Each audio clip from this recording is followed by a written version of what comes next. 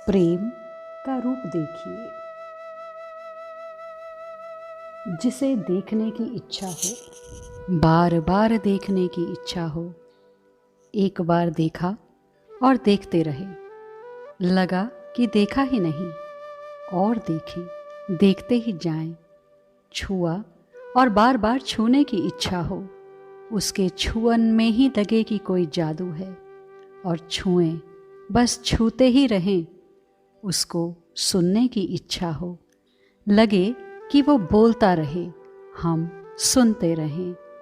मिथिलावासी कहते हैं ना, किछु बाजू अहाँ हम सुनते रहें।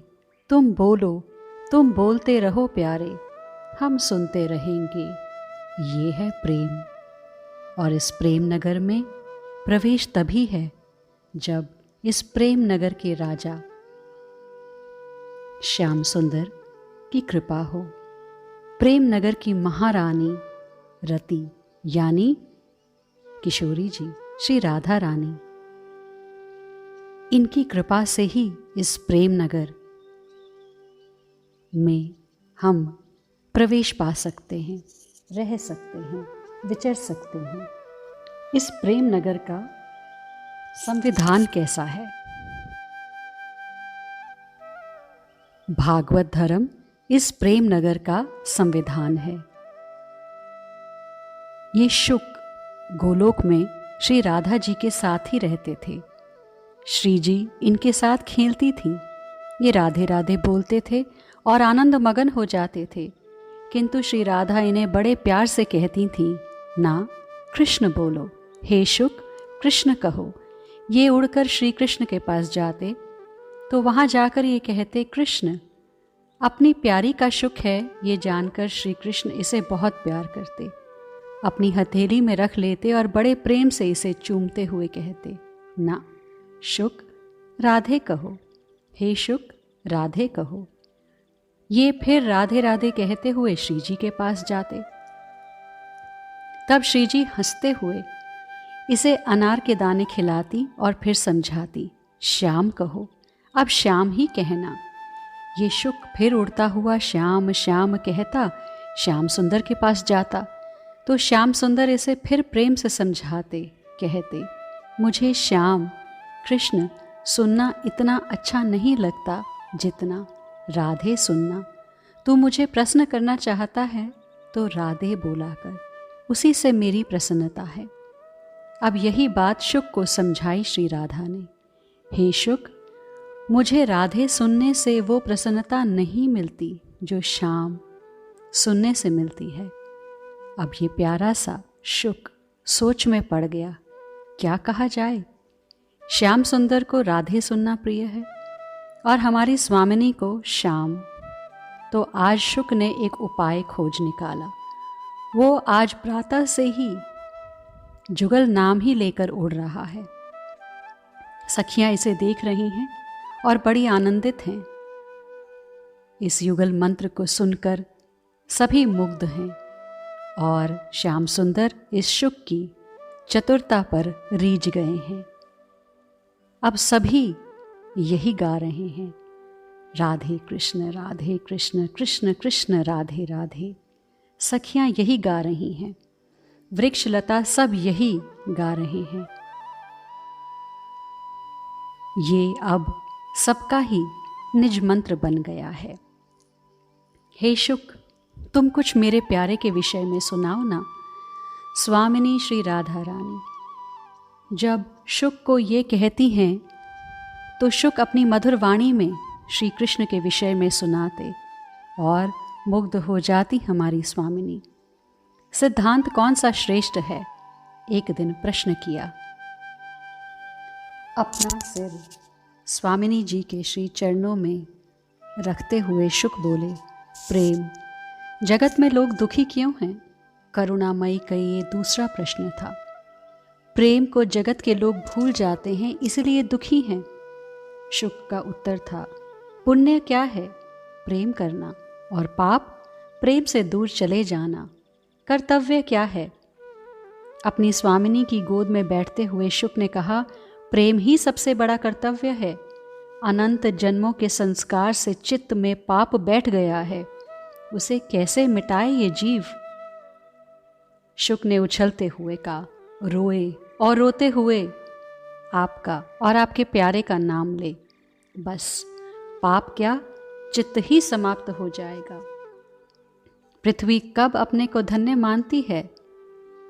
जब जीव आपका और आपके स्वामी का नाम लेते हुए बिलखता है, रोता है और उन्मत्त होकर नाचता है। ऐसे जीव को पाकर पृथ्वी अपने को धन्य मानती है। सबसे बड़ा धर्म क्या है? प्रत्येक कर्म आपके चरणों में अर्पण कर दे। हे स्वामिनी, यही सबसे बड़ा धर्म है। देव ऋण, पितृ ऋण, ऋषि ऋण, इन सब ऋण से कैसे मनुष्य मुक्त हो सकता है? हे शुक, क्योंकि इन ऋण को लेकर जीव पैदा होता है। स्वामिनी के मुख से ये प्रश्न सुनकर शुक उछलने लगा और अपनी स्वामिनी के चरणों को चूमने लगा। इन चरणों को पकड़ ले तो कोई ऋण जीव को नहीं लगेंगे, क्योंकि हे स्वामिनी, इन चरणों से विमुख होने पर ही सारे ऋण लगते हैं। इन कोमल अरुण चरणों के आश्रित होते ही देवता भी उस पर प्रसन्न हो उसे प्रणाम करते हैं। ऋषि धन्य हो जाते हैं और पितर तो तर ही जाते हैं।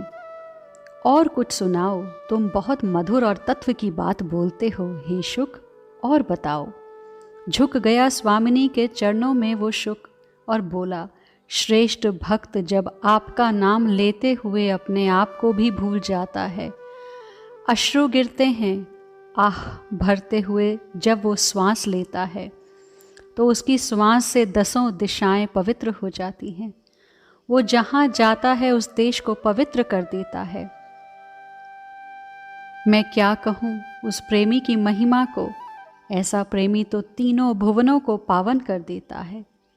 ये सब सुनकर करुणामयी श्री राधा रानी बोली, हे शुक, अब मेरी एक इच्छा है, आज्ञा कीजिए। शुक ने झुककर कहा, तुम पृथ्वी पर जाओ और इस भागवत धर्म का प्रचार प्रसार करो। ये सुनते ही शुक मौन हो गया, कुछ न बोल सका। स्वामिनी ने उसे उठाया और कहा, जीव बेचारा भटक रहा है, वो कर्म कांड के जाल में इतना उलझा हुआ है कि निकल ही नहीं पाता। और फिर शास्त्र इतने हैं, उनका जाल तो मात्र उलझाने वाला ही है। स्वर्ग, नरक, अन्य लोकों का प्रलोभन देकर जीव को शास्त्र उलझा रहे हैं। इसलिए तुम इस भागवत धर्म को पृथ्वी पर लेकर जाओ और सबको बताओ। शुक के नेत्रों से अश्रु बहने लगे, किंतु स्वामिनी, आपके इन चरणों से मुझे दूर होना होगा। श्याम सुंदर भी उसी समय वहां आएंगे। श्याम सुंदर भी उसी समय वहां आ गए और सारी बात जानकर करुणामयी की करुणा पर रीझ उठे। वो भी बोले, जाओ शुक, पृथ्वी के दुखी जीवों को इस प्रेम पूर्ण भागवत धर्म की जरूरत है। शुक ने प्रणाम किया और पृथ्वी में श्री राधा रानी का ये प्रिय शुक श्री शुकदेव गोस्वामी के रूप में अवतरित हुए, जिन्होंने भागवत धर्म की शिक्षा समस्त जीवों को प्रदान करी। प्रेम नगर का संविधान भागवत धर्म है। जो श्री शुक ने कहा है वो भागवत धर्म।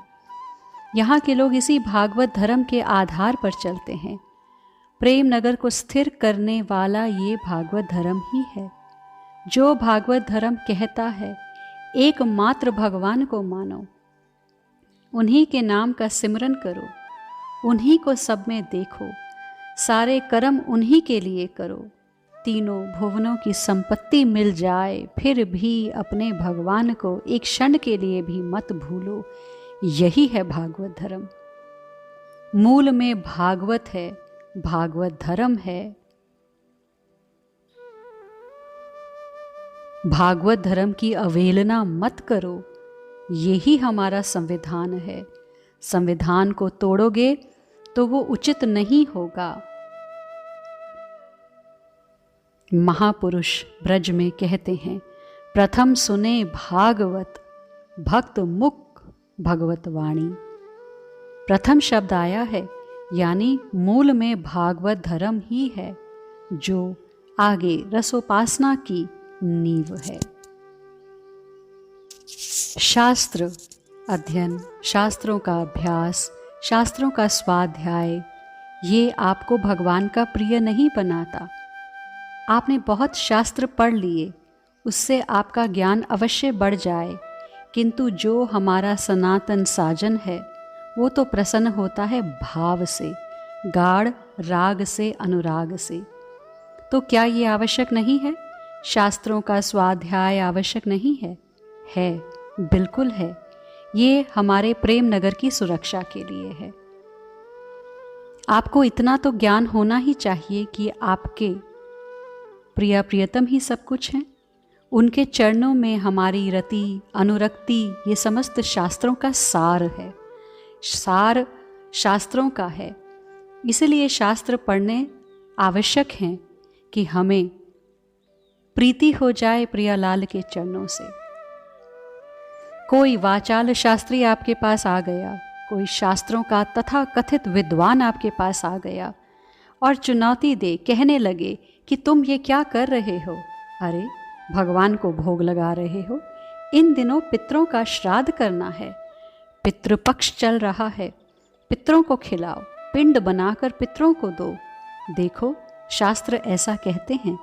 शास्त्र भगवान की वाणी है, ये प्रमाण, और तुम्हें वो प्रमाण दिखा दे।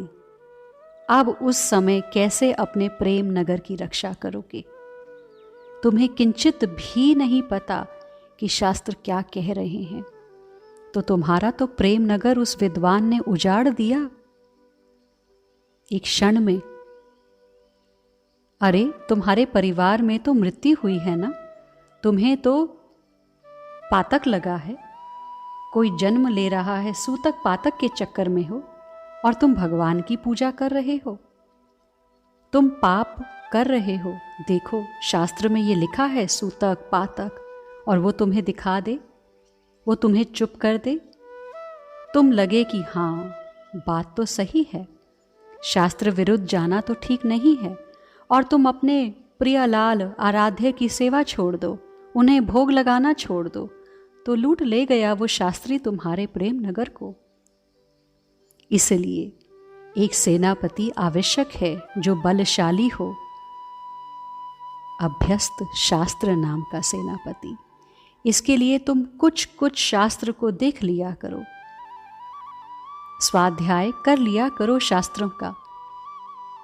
इससे कोई भगवान तो नहीं मिलेंगे, ना भगवान तुम्हारे शास्त्र के अध्ययन से तुम पर प्रसन्न होंगे। इससे अपने प्रेम नगर में सेवा भी नहीं देंगे, निज महल की सेवा नहीं मिलेगी, किंतु इससे तुम्हारे प्रेम नगर की सुरक्षा बनी रहेगी। प्रेम नगर रहेगा तभी तो सेवा में रहोगे। कोई भी आए तुम्हारे पास तो तुम उससे कह तो सकते हो कि शास्त्र में ये भी लिखा है, देव ऋषि भूतात्मनृणाम पितृणाम। जब तक हम भगवान की शरणागति नहीं लेते तब तक ही पितृ, ऋषि, देव आदि ऋण जीव को लगते हैं, किंतु जब हम भगवान के शरण में चले जाते हैं तब कोई ऋण हमें नहीं लगते, क्योंकि हम भगवान के हो गए, हम प्रियालाल के हो गए, तो सब ऋणों से हम मुक्त हो गए। ये शास्त्र की बात है, ये शास्त्रीय प्रमाण है। ये बात आपको पता होगी तो आप उन तथा कथित विद्वान को बताकर अपने प्रेम नगर की रक्षा कर सकते हैं, अन्यथा कोई भी आकर आपके प्रेम नगर को उजाड़ सकता है। एक बार की बात है, ऐसे ही एक साधक हैं, उन्होंने कुछ वर्ष तक युगल मंत्र का जाप किया। प्राणायाम भी राधा नाम का ही करते थे, सांसों को खींचना, सांसों को छोड़ना। किंतु वो जब एक बार किसी ऐसे ही विद्वान से मिले जिन्होंने कहा ओम सबसे बड़ा है, तो उन्होंने ओम नाम से प्राणायाम आरंभ कर दिया। क्योंकि एक वैदिक विद्वान उनके पास आए और बोले कि शास्त्र में लिखा है कि ओम बड़ा है और तुम राधा राधा जपते हो, राधा नाम तो शास्त्र में है ही नहीं, तुम्हें ओम जपना चाहिए। और उसे वह बात सही लगी, और उस साधक ने कहा कि राधा नाम वेद में नहीं है, कहीं पर भी नहीं है, क्योंकि उसे पता ही नहीं था। जबकि राधा नाम उपनिषद में है, वेद में है, पद्म पुराण से लेकर ब्रह्म वैवर्त पुराण में है, तंत्र में है, प्रमाण है।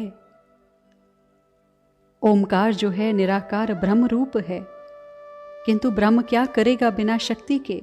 उस ब्रह्म की शक्ति तो स्वामिनी जो है, राधा रानी है। तब उस साधक के समझ में आया, किंतु उसका प्रेम नगर उजड़ चुका था। 4 वर्ष की उसकी साधना कोई दुर्जन व्यक्ति उजाड़ कर जा चुका था। वो साधक अगर अपनी उपासना के अनुकूल शास्त्र का स्वाध्याय करता कि मैं राधा नाम ले रहा हूँ, श्री राधा कौन है, इनके विषय में शास्त्र में कुछ लिखा है कि नहीं, वेद में कहाँ है, उपनिषद में कहाँ है, पुराण क्या कहते हैं, इस पर थोड़ा स्वाध्याय करता किसी संत के चरण में बैठकर, तो ये नहीं होता। किसी से भी प्रभावित होकर अपनी साधना को छोड़ना, ये तो अपने नगर को लुटते हुए देखना है। वैसे तुम्हारे इन वेद शास्त्र पुराण के स्वाध्याय से तुम्हारे इष्ट आराध्य प्रसन्न नहीं होंगे, इनसे इनको कोई लेना देना नहीं है। ये तुम्हें केवल अपने प्रेम नगर की सुरक्षा के लिए करना है। ऐसे ही कुछ वर्ष पूर्व एक महापुरुष जो हमेशा सखी भाव में ही रहते थे, परंतु यज्ञोपवीत धारण करते, लघुशंका आदि जाते तो जनेऊ कान में चढ़ाकर जाते, सूर्य को अर्घ भी देते। तो एक बार संध्या वंदन करते हुए उन्हें देखा गया और एकांत में वे रस ग्रंथों का पाठ करते, सिर पर चुनरी रखकर। तो एक दिन उनसे पूछा उपासकों ने, क्या सखियां भी कभी जनेऊ लगाती हैं? तब उन्होंने बड़े प्रेम से उत्तर दिया, ये सखी तो भाव है ना, और ये देह तो पुरुष है, इसलिए मैं इसकी भी मर्यादा रख लेता हूँ। और कुछ सोचकर बोले, ये जनेऊ, सूर्य को अर्घ आदि से मेरी लाडली किशोरी को कोई मतलब नहीं है, किंतु शास्त्र की मर्यादा से मेरे प्रेम की ही रक्षा होती है। कोई मुझसे उलझे, तर्क करे, शास्त्र का प्रणाम देकर मुझे भ्रमित करे, उन लोगों के लिए ये जनेऊ है, ये तो बाहरी नाटक है। और ये कहकर वे बहुत हंसे। ये नगर के भीतर नहीं आता अभ्यस्त शास्त्र, ये जो स्वाध्याय है शास्त्रों का, नहीं, इन शास्त्रों को दिमाग तक ही रखो, दिल में मत उतारो। दिल में तो अपने प्रिया लाल का ही निवास रहने दो, वहाँ इन शास्त्रों के कर्कश तर्क वितर्क को मत लेकर आओ। वहाँ तो लाड करो, सेवा करो, वहाँ तो प्रिया प्रियतम को दुलार करो। शास्त्र क्या कहते हैं क्या नहीं, ये बात भीतर ही रहने दो। बाहरी लोगों को सुनाने के लिए जानकारी भर रखो, भीतर तो बस तुम और तुम्हारे प्रिया प्रीतम। क्या सुहाग की सेज पर तुम शास्त्रों के अनुसार चलोगे? वहाँ तो सिर्फ सलोना सा साजन है और मैं हूँ, जिया में एक अगन है और मैं हूँ। आज के लिए इतना ही, शेष चर्चा आगे।